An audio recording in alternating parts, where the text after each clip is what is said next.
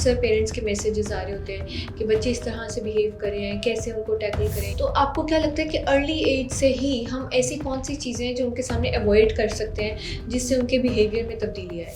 और बच्चों ने ये with time and with passage ये चीज़ सीखती हैं कि जब उनको कोई चीज़ नहीं मिलती तो वो टेंट्रम दिखाते हैं। टेंट्रम की वजह से क्या होता है कि पेरेंट्स गिव इन कर देते हैं और वो चीज़ दे देते हैं, जिसकी वजह से उनको लगता है कि हाँ टेंट्रम्स वर्क करते हैं।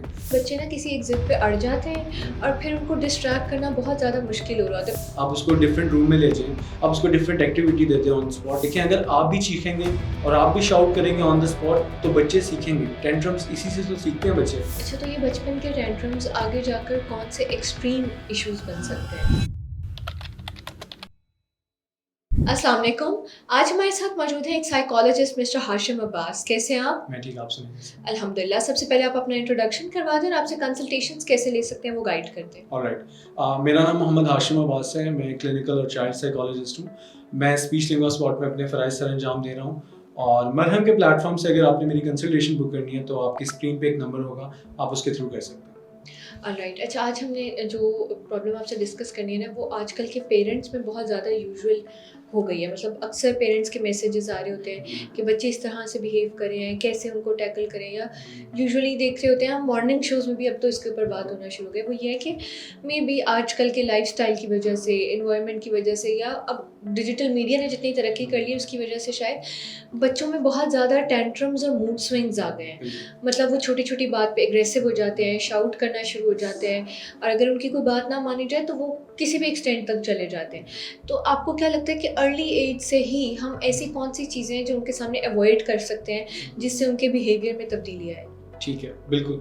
अच्छा, सबसे पहले टेंट्रम पे अगर बात करें तो पहले हमें ये पता लगना चाहिए कि कॉज क्या है टेंट्रम का। अच्छा, जो बच्चे होते हैं ना 4 ईयर से पहले, बच्चों का ना जो एमिगडाला होता है, जो उनका इमोशनल ब्रेन होता है, वो सबसे ज़्यादा एक्टिवेट होता है। तो उसकी वजह से वो बहुत ज़्यादा ऐसे डिसीजन ले जाते हैं जिनकी वजह से उनके अंदर टेंट्रम आते हैं और उनका जो रैशनल ब्रेन है ना वो इतना काम नहीं कर रहा होता। जो हमारा प्रीफ्रंटल कॉर्टेक्स है वो विद एज डेवलप होता है, विद एक्सपीरियंसेस डेवलप होता है।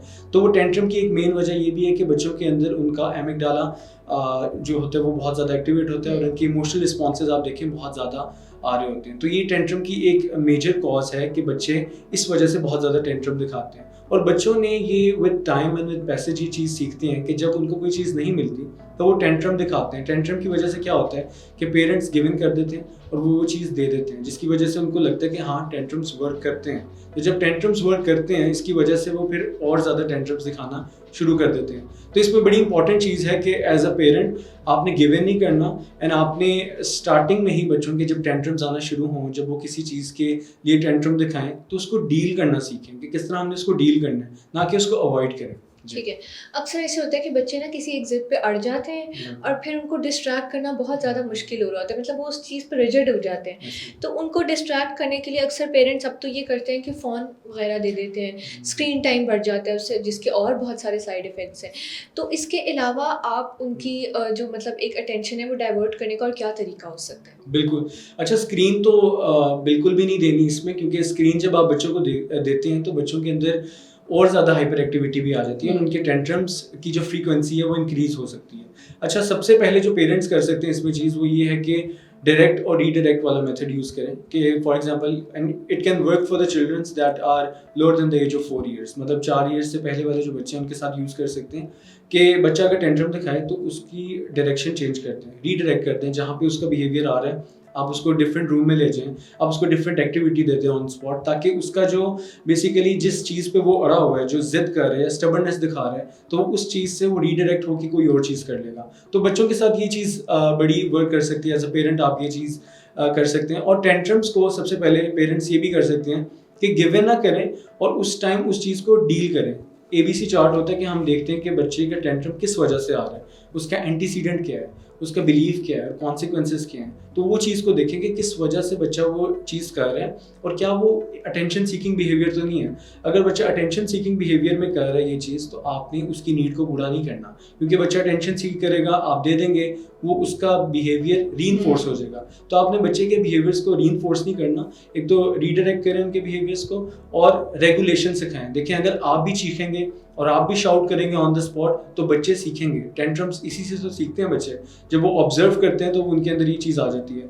तो पेरेंट्स को चाहिए कि अपना ऑब्जर्वेबल बिहेवियर, येलिंग ना करें बच्चों के सामने, और उसको लो टोन के अंदर उनको डील करना सिखाएं, इमोशनल रेगुलेशन सिखाएं और प्यार से बात करना सिखाएं। जी। ऑलराइट, अक्सर ऐसे मैंने देखा है कि पेरेंट्स ऐसे करते हैं कि बुरे कामों पे सज़ा तो दे रहे होते हैं, लेकिन जब बच्चा अच्छा काम कर रहा होता है तो उसको ना एप्रिसिएशन नहीं मिल रही होती है, उस चीज़ को एक्नॉलेजमेंट नहीं दे रहे होते, जिससे मुझे लगता है कि शायद बच्चों को पता ही नहीं लगता कि अच्छा ये अच्छा काम है और ये करना है और ये बुरा काम है, और अगर अच्छा काम करने पे हम अच्छा काम करेंगे तो उनको रिवॉर्ड मिलेगा।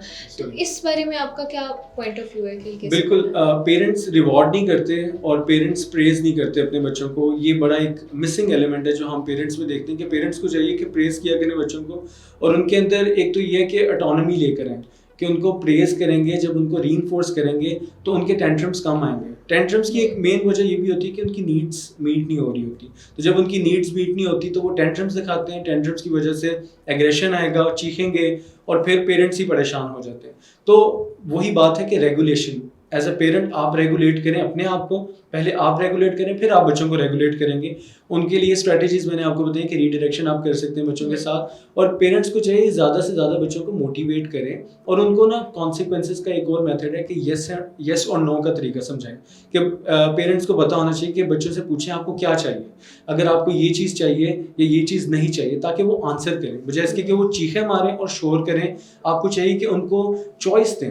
जब आप चॉइस देंगे बच्चों को तो at least they would love to answer it, वो आंसर करेंगे और आंसर की वजह से उनकी नीड्स मेट होंगी। ऑलराइट, अच्छा, तो ये बचपन के टेंट्रम्स आगे जाकर कौन से एक्सट्रीम इश्यूज बन सकते हैं? बिल्कुल, जो टेंट्रम्स बच्चे दिखाते हैं अपनी 4 साल तक या 5 साल तक, तो वो बड़े होकर उनके अंदर काफ़ी सवेयर साइकोलॉजिकल डिसऑर्डर्स भी हो सकते हैं, जैसे कि ऑपोजिशनल डिफाइंड डिसऑर्डर है, ये हो सकता है। वो बहुत ज़्यादा एग्रेसिव हो सकते हैं, उनके अंदर ऐसा बिहेवियर आता है कि हमेशा मुखालफत ही करते हैं, वो खिलाफ जाते हैं और बहुत ज़्यादा येल करते हैं, एग्रेसिव हो जाते हैं, और जो चीज़ रूल सेट होते हैं उन रूल्स को डिफाई करते हैं, और उस डिफाई करने की वजह से वो उनके अंदर बहुत ज़्यादा एग्रेशन आ जाता है और उनके अंदर ये चीज़ आ जाता है कि हम रूल सेटर हैं।